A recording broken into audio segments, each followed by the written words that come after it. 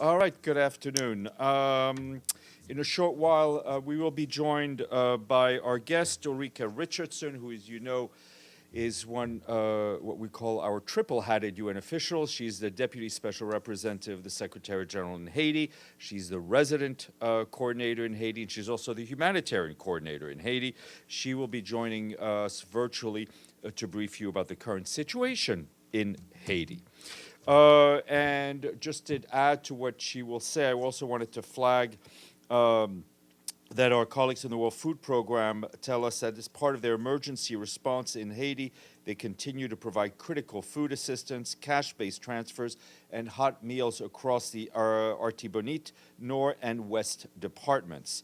This includes $1.2 million in cash assistance, as well as nearly 3,000 meals distributed in border regions to Haitians deported back to their country. Last week, the World Food Program organized the first of two humanitarian cargo flights from Panama City to Port-au-Prince. This was the first humanitarian cargo flights to land at the Port-au-Prince airport since its closure last November. The flights carried medicines, vaccines, medical supplies for 8 humanitarian organizations. A second flight is scheduled in about 1 month. I have a travel announcement. As you know, the Secretary General does a Ramadan solidarity visit every year where he likes to visit and fast with a Muslim community which is facing distress. He began this tradition when he was High Commissioner for Refugees. In his own words, the Secretary General has said that Ramadan embodies the values of compassion, empathy, and generosity. It is an opportunity to reconnect with family, with community, and a chance to remember those less fortunate. These missions are meant to remind the world of the true face of Islam. This year, the Secretary General will be going to Bangladesh from the 13th to the 16th of March. He will travel to Cox's Bazar to join an iftar and meet with Rohingya refugees who've been forcibly displaced from their homes in Myanmar, and also, of course, with the host Bangladeshi communities who've been so generous in hosting the refugees from Myanmar. During his visit, he will also be in the capital of Bangladesh, Dhaka, where he will meet with the chief advisor for the interim government, Professor Mohammed Yunus, as well as with young women and men and representatives from civil society. And today we also shared with you the Secretary General's annual message on the start of Ramadan, which starts this weekend. In the message, the Secretary General expresses a special message of support to all those who will spend this sacred time in displacement and facing violence, from Gaza to the wider region, to Sudan, to the Sahel, and beyond. The Secretary General stands with all those who are suffering and join those observing Ramadan to call for peace and mutual respect. I think we've all seen the reports coming out of Turkey regarding Abdullah Öcalan, the imprisoned leader of the Kurdistan Workers' Party, the PKK, and his message calling for his fighters to lay down their arms and for the PKK to dissolve itself. The Secretary General welcomes this important development. This represents a glimmer of hope which would lead to a resolution of a long-standing conflict. Turning to Ukraine, the Office for the Coordination of Humanitarian Affairs says that the Donetsk region has been the focus of hostilities over the past 3 days. According to local authorities, attacks on the cities of Kostanivka, and Kramatorsk have caused civilian casualties, including among children. They also damaged more than 100 homes, as well as 2 educational institutions and several shops, and have disrupted basic services. Aid workers are providing emergency assistance, including by distributing shelter material. Our humanitarian colleagues tell us that more than 40,000 people, including more than 200 children, remain in 17 communities in areas with active hostilities, while evacuations continue in the Donetsk region. Since the launch of the mandatory evacuation of children with their families from high-risk areas in April of 2023, more than 13,000 children have been evacuated from more than 250 towns and villages in Ukrainian-controlled parts of the region. That's what local authorities are telling us. As the security situation continues to deteriorate, authorities urge residents to leave for safer regions, either through government-led evacuation supported by humanitarian organizations or on their own.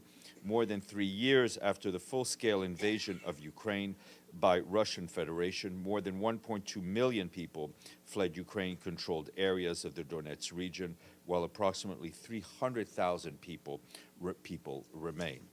And today, turning to Sudan, today our resident and humanitarian coordinator for Sudan, Clementine Nkweta Salami, expressed her extreme concern about the recent reports of civilians being unable and in some cases being actively prevented from leaving conflict areas.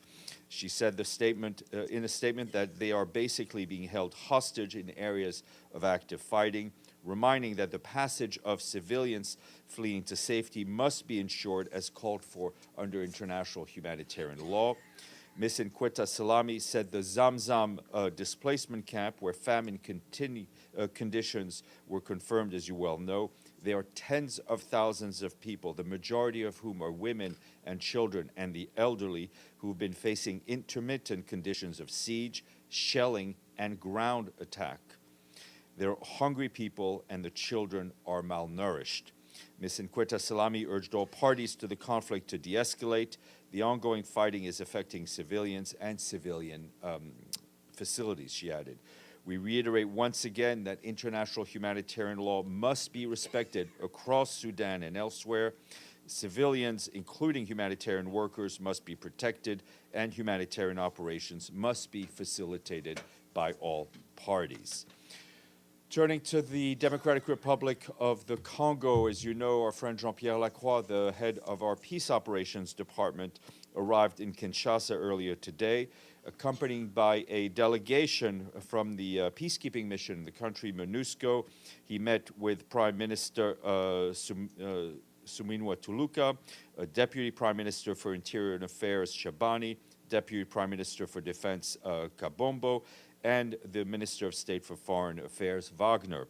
Their discussions focused on the security situation in the eastern part of the country, as well as the ongoing diplomatic and political efforts aimed at achieving an immediate cessation of hostilities in North and South Kivu.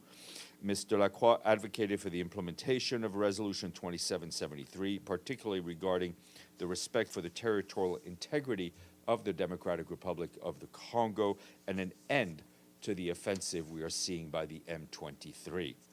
And on the humanitarian side, earlier today, also in Kinshasa, we, along with our partners and the Congolese government, jointly launched the 2025 Humanitarian Response Plan. The plan seeks $2.5 billion to provide life-saving assistance and protection to more than 11 million men, women, and children, including 7.8 million human beings who are internally displaced within their own country. For years, the DRC has faced a complex humanitarian crisis driven mainly by conflict, natural disasters, and epidemics. As you can imagine, escalating violence in the East in recent months has pushed this crisis to unprecedented levels, severely aggravating humanitarian needs, which were already dire. The humanitarian coordinator in the country, Bruno Le Marquis, said that all warning signals are flashing red.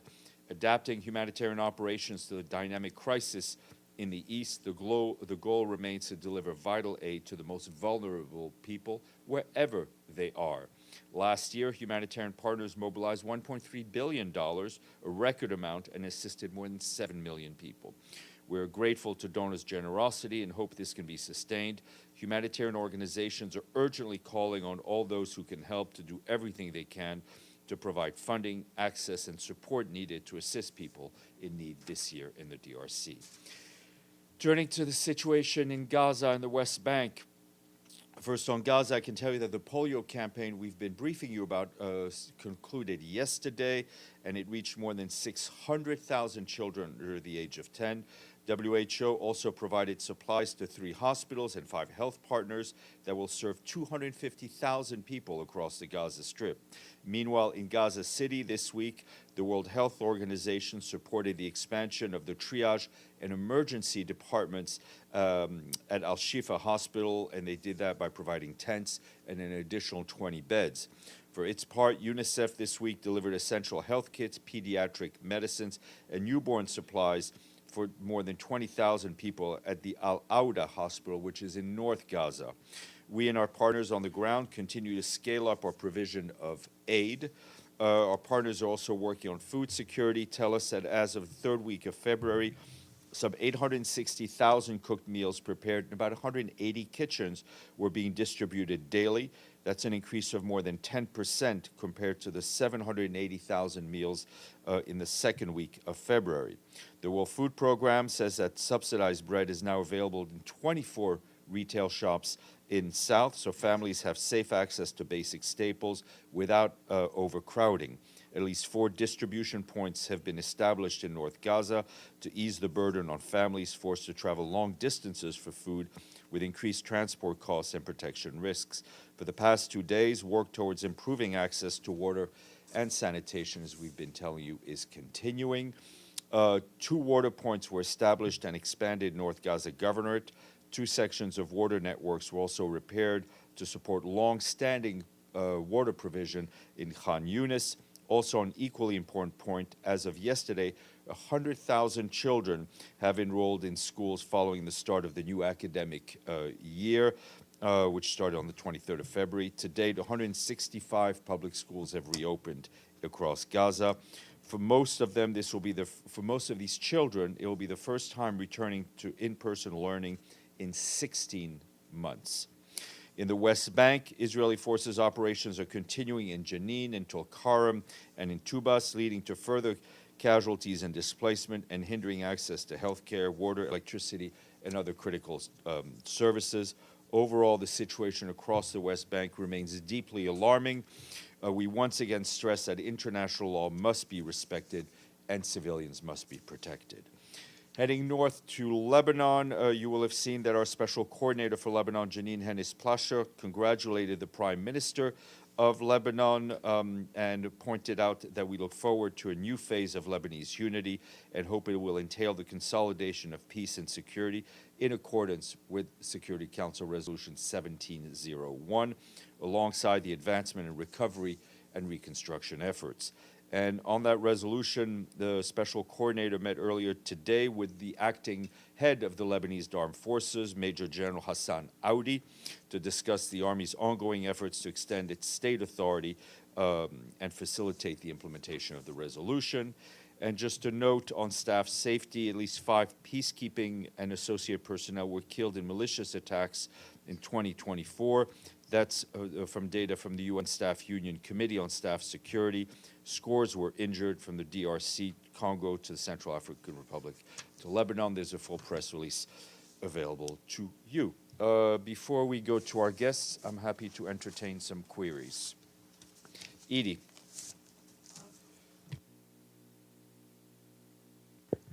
Thank you, Steph. There are some 7,000 people stranded on the Myanmar-Thai border who've been forced to work on scams trying to get money out of people all over the world. Is the UN involved at all in trying to get them back to their home countries? It's a very valid question, as the situation from what we've read is truly terrifying, where these people have been subjected to. We will check with our UNHCR and IOM colleagues if they have any direct involvement. Monsieur Nadaf.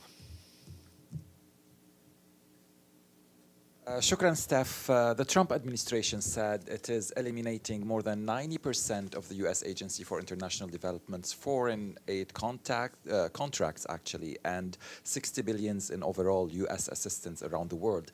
Is any of the UN projects or programs are affected by this cut? The short answer is yes. Different agencies are currently in touch with the U.S. Authorities to try to get some clarification. But obviously this will have an impact on some of the humanitarian development work that we do, given the size of the U.S. contribution to our projects. Monsieur.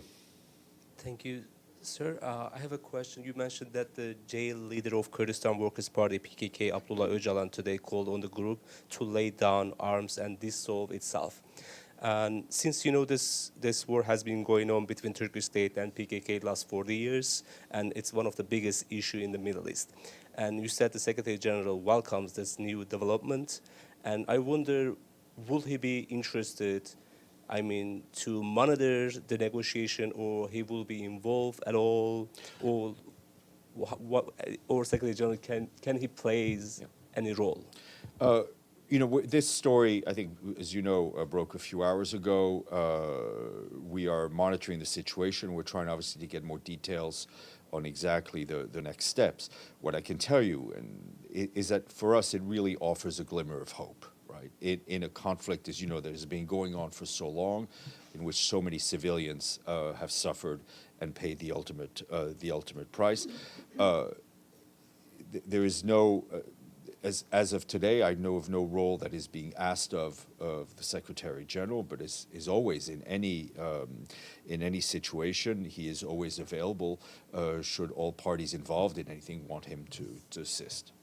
And one more, if you don't mind, do you think this negotiation will lead any peace process also in Syria between the Turkish army and Kurdish SDF led by Kurdish forces? I think, as you said, this is an extremely important event and news that we received today. I think I do not want to get ahead of ourselves. I think everything everywhere these days needs to be taken one day at a time. Deji, then Gabriel. Few very short questions. First, we didn't hear any comments from the UN on the mineral deal between Ukraine and the possible mineral deal between Ukraine and US. Does That the is Secretary correct. General have any comments on that? I think, you know, before commenting, one would need clarity. The second question. Second question. If President Zelensky traveled to the States, is there any arrangement for him to visit the UN? I'm not aware of any arrangement at this time. I mean, all I've seen are reports of him going to Washington. Third one, very quick. Has the UN participated in any kind of action to push for the second phase of the ceasefire deal in Gaza? No, as you know, the main facilitators of those discussions have been Qatar, Egypt, and the U.S. We have been keeping in touch with those parties at different no different involvement. levels. But that is correct. Okay, one last thing. How's the liquidity status now for the UN headquarters? Will there be any more measures to save money here? If you have any, can you just give us some heads I up? mean, you know, where the Secretary General has been in touch with staff and with member states. This is something that we've been dealing with now for a number of years. And I think the Secretary General has been very prudent and frugal in how we manage our money to ensure that the operations can continue, and things are being looked at on a very regular basis. Gabby.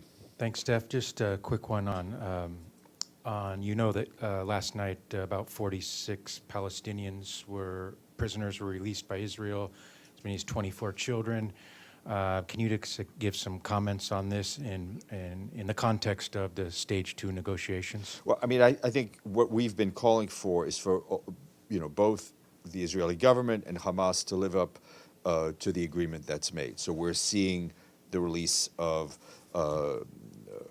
people who had been detained by the Israeli government. We're seeing the release of hostages. We're seeing the remains of hostages, and we saw the release of the remains of hostages. The last one, I think, was done in a much more discreet way, should I say.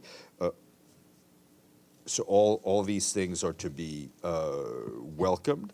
And we obviously encourage the parties to continue with the discussions so this ceasefire can continue. I mean, you know, if you look at what I read today, the amount of humanitarian aid that we're able to deliver, the food that is able to reach almost every person in Gaza, I mean, these are things that we could not do while the conflict is ongoing. And we do not want to see anything that would jeopardize our ability to reach all the Palestinians that we need to reach. I mean, the return to school for these kids who've been out of school for 16 months, and not out of school enjoying themselves, out of school because they've been living under rubble, under bombs, and in a conflict area.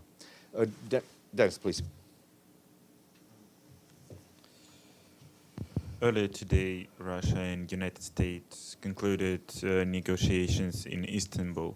Does Secretary General has any comment about intensification of negotiations between Look, the I two mean, sides? we don't, obviously we're not privy to what is being discussed, but I think any dialogue between the United States and Russia to settle outstanding issues is to be welcomed. Bisan, then Pam. Just a quick question. There have been some statements from the Israeli side today indicating that they will not withdraw from Philadelphia. If you have any comment on that. Our message is that we encourage all parties, whether it's Israel, whether it's Hamas, to live up to the commitments made and to work towards a positive movement to the second phase. Pam. Thanks, Steph. I know we have Haiti coming up, but Haiti and the Secretary General question, which is that on Monday he sent a letter to the Security Council saying that the current arrangements, in other words, the multidimensional force, is better than having a UN force. Can you just elaborate on why? And he also called for an office in Haiti to support the current mission. Has that been set up? I mean, so the letters, went to the Security Council. What the Secretary General is looking for is a mechanism that would increase the operational power and the efficiency of the MSS, right? And that would be by creating a UN mission that would provide logistics support, provide non-lethal support, a bit like the Somalia model, where you have AU troops and you have a UN support mission. The letter also calls for the increasing capacity of the existing UN political mission and the UN political office in Haiti, BINU. The Secretary General continues to believe that the deployment of a UN peacekeeping force in a place where there is no peace to keep is not the right answer. We have the multinational security support force. They need to be supported financially. They need more men and women. They need better equipment. But there's no need to recreate a different sort of security force when there's one already on the ground. And there's also a flash appeal? Yes, there's a humanitarian appeal, which we launched yesterday or recently. I'm looking at Stephanie to validate what I'm saying. Linda, then Stefano, and then we'll go to Iftikhar. I see you, Iftikhar. Thank you, Steph. Going back to your question, My answer. Your I'm answer. happy to ask Goodness. questions. about U.S. aid, humanitarian Yeah. aid, and of course we know, that it's been disproportionately generous to the UN. And I was wondering, as it's been being limited, are any countries stepping up to Well, obviously, increase their fair we share have of been, voluntary contributions? We have been extremely grateful to the support that the United States has given throughout the years to UN's humanitarian and development work, which we feel has improved the state of the world and served, in a way, served the U.S. interests, right, for a safe and stable and prosperous world. We are looking at all the cuts that are being made and the impact, but it is true that there are other member states that could also support our work with greater generosity, and we've often called on them to do so. Stefano. Thank you, Stéphane. President Donald Trump said that his proposed tariffs on Mexico and Canada will go into effect March 4th, plus 10% on China and 25% on Europe. Does the Secretary General has any reaction? Is he concerned about these tariffs war? I'm not going to comment on every pronouncement of things that may or may not happen, so I will leave it at that. Iftikhar, Associated Press of Pakistan. Thank you, Steph. This is regarding Secretary General's message on the holy month of Ramadan. Every year, the Secretary General spends a solidarity fast in some Islamic country. Which country or territory he selected? You may have missed my opening of the briefing. I announced that he would be going to Bangladesh. I'm sorry. That's okay, for an iftar with the Rohingya community and the Bangladeshi host communities in Cox's Bazar. Sorry, I missed the opening. That's okay. I'm always happy to repeat myself. I actually am. Yes, sir. Please. The FBI accused a North Korean entity of stealing $1.5 billion of cryptocurrency from an exchange. Does the UN have any comment? I have not seen that report. Okay, thank you. Go ahead, Tony. What do you want me to repeat? No, nothing to repeat. Just can you clarify, please, based on what does the SG choose the country to which he's going for Ramadan? I mean, listen, it's something that he does personally. We try to do different parts of the Muslim world. It also depends on his calendar. I think you know that in his previous incarnation as High Commissioner for Refugees, he dealt directly with the Rohingya crisis. It was one of his, I think, one of his first overseas trips he took when he took office.